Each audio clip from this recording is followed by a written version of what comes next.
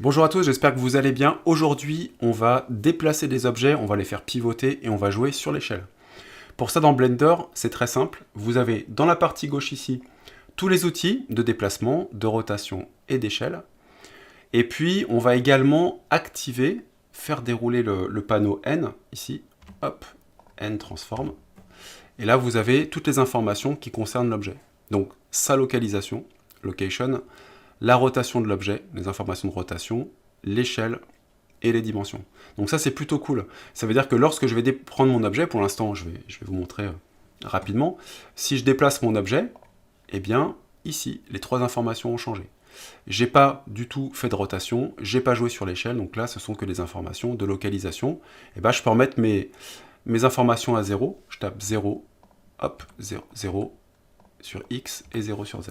Et mon objet revient automatiquement à sa position de départ. Ça, c'est super important. Donc, si vous n'avez pas le panneau Transform qui est là, vous appuyez sur N et il se développe automatiquement. Alors, pour déplacer un objet, vous allez cliquer dessus et vous allez utiliser l'outil Move ici. Vous cliquez sur Move. Que va-t-il se passer? Ben là, on va avoir trois flèches, X, Y, Z. Donc là, vous déplacez l'objet soit sur Y, soit sur X ou soit sur Z.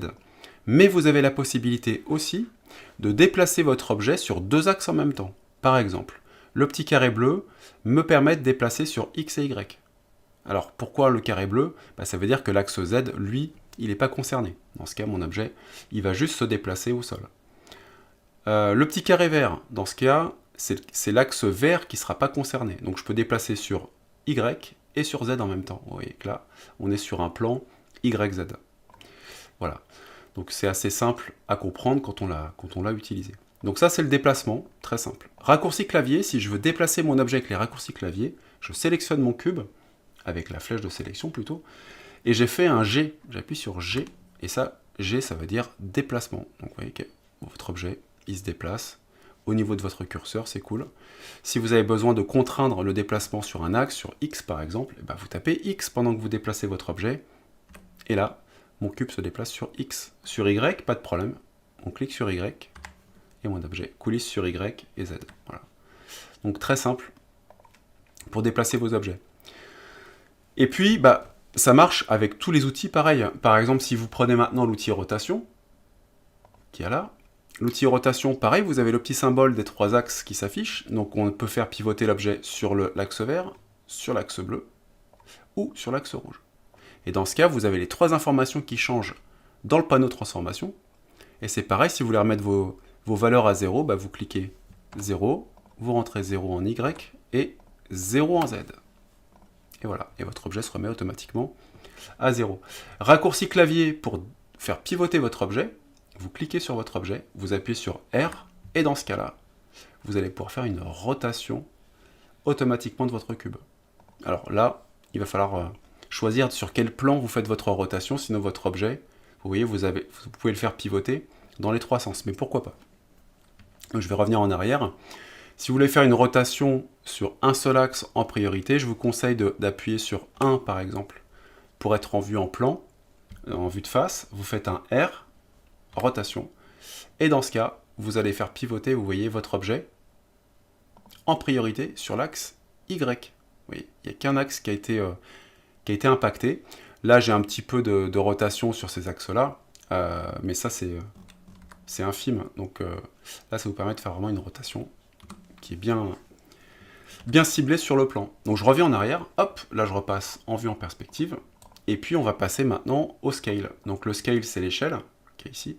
Vous cliquez sur votre cube, vous appuyez sur scale, on y va. Et là, c'est pareil. Donc toujours pareil, le principe des trois axes. Donc là, si je prends la petite poignée bleue, le carré bleu, je vais écraser mon cube.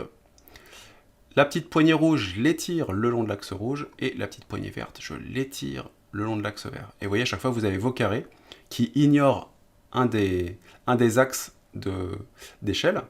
Donc là, vous allez pouvoir déformer, par exemple, bouger sur la largeur et la profondeur en même temps, sans toucher à la hauteur, et inversement. Donc ça, c'est plutôt cool. Raccourci clavier pour pouvoir modifier votre cube. Donc je vais revenir en arrière à l'époque où on avait un cube. Hop, je reviens en arrière, CTRL Z. Hop. Sinon, en scale, je vais mettre 1 partout. Donc cette fois-ci, c'est pas 0, c'est échelle 1. pour remettre les dimensions à 0 de mon cube. Sinon, en dimension, votre cube aussi, il fait 2 mètres par 2 mètres par 2 mètres, donc c'est le même système. Donc raccourci clavier, vous appuyez sur S comme scale. Donc là, on dit qu'on fait un scale. Si vous déplacez votre souris, ça fait comme la rotation. On va bouger sur les 3 axes en même temps, ce qui peut être intéressant.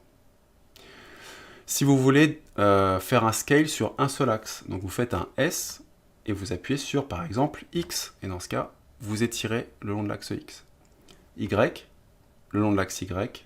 Et Z, vous étirez le long de l'axe Z. Très intéressant, ici, vous allez pouvoir rentrer les dimensions exactes de votre objet. Donc si votre objet en hauteur, il doit faire 6 mètres, vous tapez 6 et entrez.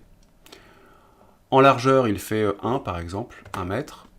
Et puis en profondeur, il fait 1 mètre par exemple. Voilà, vous mettez 1, 1, 6. Et là, vous mettez exactement les valeurs qui vous intéressent. Donc ça, c'est plutôt cool. On va remettre de partout dans les dimensions pour remettre notre cube à 0 ou CTRL Z plusieurs fois.